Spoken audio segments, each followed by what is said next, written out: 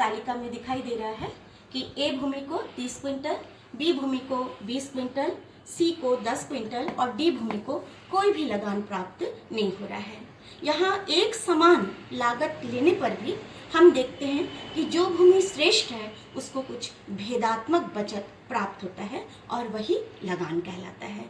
तो जो डी भूमि है उसको कोई भी लगान नहीं मिला है, इसलिए हम उसे नो रेंट लैंड कहते हैं। और इसके पहले जो ए, बी और सी भूमि है इनको कुछ ना कुछ लगान प्राप्त हुआ है, इसलिए हम इनको रेंट या जो लगान सहित भूमि है, अधि सीमांत भूमि या इसे पूर्व सीमांत भूमि भी कहा जाता है। इसके बाद इसे ही हमने नीचे एक डायग्राम के द्वारा हमने दर्शाया है, जिसमें वाई एक्सिस पर मैंने उत्पादन को लिया है क्विंटल में और ओ एक्सिस पर मैंने भूमि के किस्म को लिया है, यानी टाइप्स, कैसी भूमि है, कौन सी भूमि ज़्यादा उपजाऊ है। निश्चित तौर पर ऊपर तालिका से आपको समझ में आ गया होगा कि ए भूमि जो है वो सर्वश्रेष्ठ भूमि है, जिसकी की उत्पादन सबसे ज़्यादा दिखाई दी और इसको लागत मिला 10 क्विंटल के बराबर इसकी लागत थी और इसको लगान मिला 30 क्विंटल, बी को 20, सी को 10 और जो डी भूमि है उसको नो रेंट है वो उसको कोई भी लगान की प्राप्ति नहीं हुई। और ये जो सीधी रेखा जो दिखाई दे रही है ये कॉस्ट कर्व है या लागत रेखा है। सबकी लागत एक जैसी है, ए की भी 10 है, बी की भी 10 है, सी की भी 10 है और डी की भी 10 है, इसलिए एक ये सीधी रेखा या हम इसको पूर्णतया लोचदार रेखा भी कहते हैं, परफेक्टली इलास्टिक कर्व, वही रेखा दिखाई दे रही है ये। तो यहाँ पर ये जो शेडेड एरिया है, जो छायांकित एरिया है, उससे हमको समझ में आ रहा है कि वो रेंट एरिया है या वो लगान सहित क्षेत्र है। यहाँ मैंने इसे मुद्रा के रूप में भी दर्शाया है। ये तो पहले हमने इसको क्विंटल के रूप में लिया था। यदि बाजार मूल्य प्रति क्विंटल 100 रुपए हो तो इस आधार पर प्रति क्विंटल यदि 100 रुपए लिया जाए तो ए भूमि को 40 गुणित 100 यानी 4000 रुपए, बी का 3000, सी का 2000 और जो डी भूमि है उसका 1000 रुपए उत्पादन मूल्य है, उनको मिला है। और जो लागत है सबकी एक जैसी है, इसलिए 10 गुणित 100 करने से सबकी लागत एक जैसे है 1000 रुपए। ए भूमि को 4000 माइनस 1000 बराबर 3000 रुपीज मिल रहा है, बी को 2000, सी को 1000 और जो डी है उसकी उपज का मूल्य 1000, उसकी लागत भी 1000, इसलिए डी भूमि को शून्य लगान की प्राप्ति होती है, जिसे हम नो रेंट या लगान रहित भूमि कहते हैं।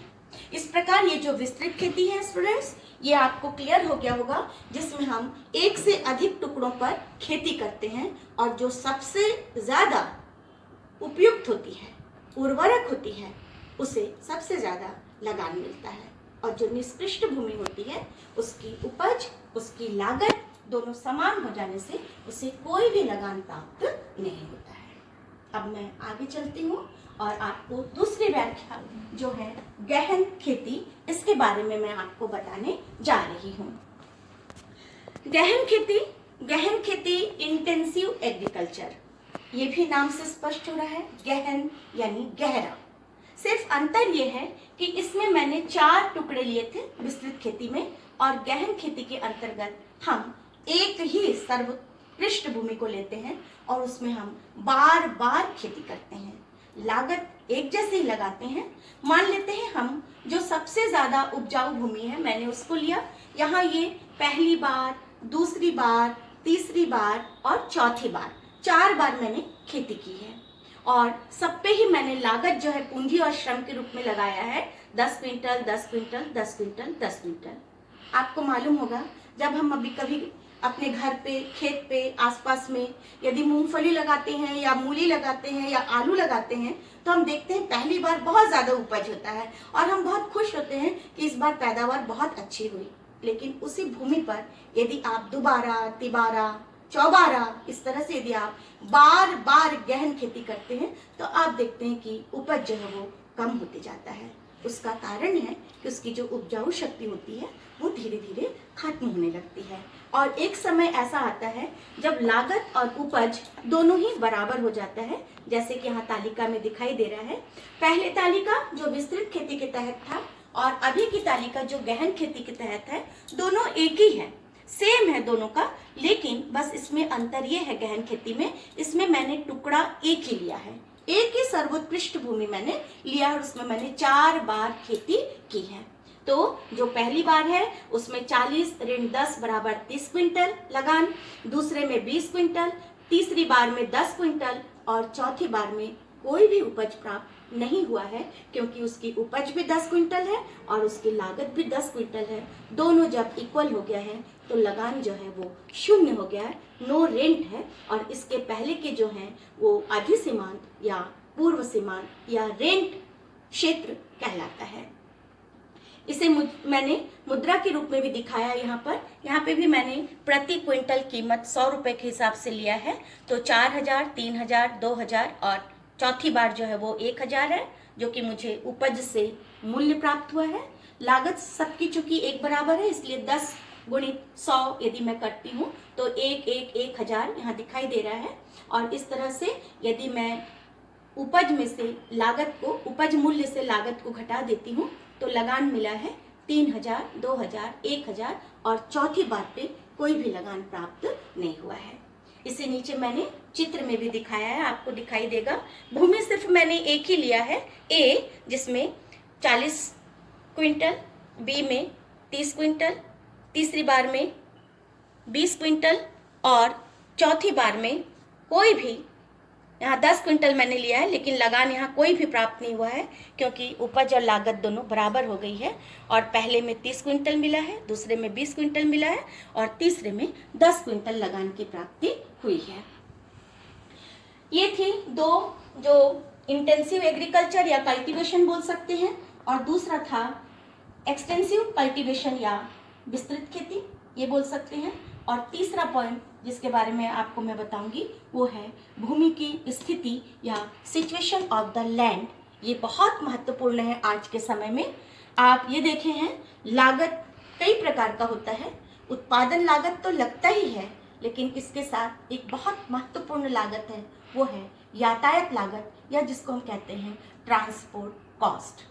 आज के समय में भी, इस तालेबंदी में भी आप देख सकते हैं, इस लॉकडाउन में भी आप देख सकते हैं, जिसकी खेती बहुत दूर है उसे उपज को मार्केट तक लाने में थोड़ी यातायात लागत अधिक लग रही है, जो पास है उनकी लागत कुछ कम है। या फिर आप यदि मंडी में भी जाते हैं तो भी आपको कुछ ऊंचा यातायात लागत आपको देना पड़ रहा है। तो जो तीसरी स्थिति है वो है भूमि की स्थिति के अनुसार लगान, और ये मैंने यहाँ पर इसको दिखाया है, सिचुएशन ऑफ द लैंड। इसमें मैं एक जैसे, ये बाकी दोनों से थोड़ा डिफरेंस है, एक जैसे मैंने 4 भूमि लिए हैं जिसकी उपज बिल्कुल बराबर है, 50 क्विंटल, 50 क्विंटल, 50 क्विंटल, 50 क्विंटल, लेकिन यातायात लागत, ट्रांसपोर्ट कॉस्ट या हम जिसे कहते हैं परिवहन लागत, ये चारों भूमि के अलग अलग हैं। आप देखकर खुद भी समझ सकते हैं कि ए भूमि की यातायात लागत 10 क्विंटल के बराबर है, बी की 20 क्विंटल है, सी की 30 है और जो डी भूमि है उसकी 50 है। आप इस आंकड़े को देखकर समझ सकते हैं कौन सी भूमि मार्केट के पास है और कौन सी भूमि मार्केट से दूर है। निश्चित तौर पर ए भूमि की यातायात लागत कम है, 10, बी की है 20, सी की है 30 और डी भूमि बहुत दूर है, क्योंकि उसे कोई लगान नहीं मिल रहा है, उसकी उपज भी 50 क्विंटल है और उसकी जो यातायात लागत है वो भी 50 क्विंटल है। तो ऐसे समय पे डी भूमि को एक जैसे उपज मात्रा 50-50-50 क्विंटल होने पर भी उसे कोई लगान प्राप्त नहीं हो रहा है। और उसके पहले ए, बी, सी को क्रमशः 40 क्विंटल, 30 क्विंटल और 20 क्विंटल लाभ प्राप्त हो रहा है, यानी लगान प्राप्त हो रहा है।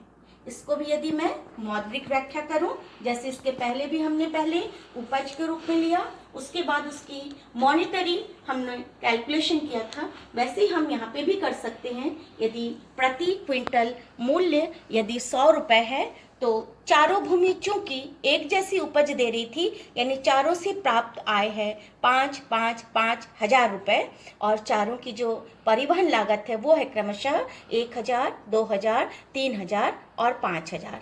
और अंत में हम देखते हैं कि ए भूमि को 4,000 रुपये मिला, बी को 3,000, सी को 2,000 और डी भूमि को कोई भी लगान प्राप्त नहीं हुआ।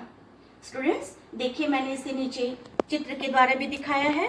चूंकि ये उत्पादन रेखा आपको ये एक सीधी रेखा के रूप में दिखाई दे रही है, OX बेस लाइन के पैरेलल है ये रेखा, जो कि उत्पादन रेखा है, क्योंकि यहाँ पर सबकी उत्पादन एक जैसी है 50 क्विंटल, जो कि मैंने इसे उपज को जो है और यातायात लागत को जो है मैंने वायु एक्सिस पर दिखाया है, और जो लैंड है यानी भूमि जो है उसे मैंने OX बेस पर दिखाया है। ABCD 4 भूमि के टुकड़े दिखाई दे रहे हैं, चारों की उपज एक जैसी है, इसलिए एक सीधी उत्पादन रेखा है। लागत सबकी अलग अलग है, ए की 10 है, बी की 20 है, सी की 30 है और डी भूमि की 50 है। इसलिए इस बिंदु पर जाकर ये लागत रेखा दिखाई दे रही है, जो कि नीचे से ऊपर की ओर जा रही है, जिसे हम पॉजिटिव स्लोप या धनात्मक ढाल की रेखा भी कहते हैं। और डी भूमि जो है ये सबसे दूर है, इसलिए उसकी उपज, उसकी लागत दोनों एक समान हो गई है और डी भूमि को कोई भी लगान प्राप्त नहीं हुआ है। इस प्रकार रिकार्डो ने अपने सिद्धांत को, अपने प्रतिष्ठित सिद्धांत को, क्लासिकल थ्योरी को 3 आधार पर वर्णन किया है: विस्तृत खेती, गहन खेती और भूमि की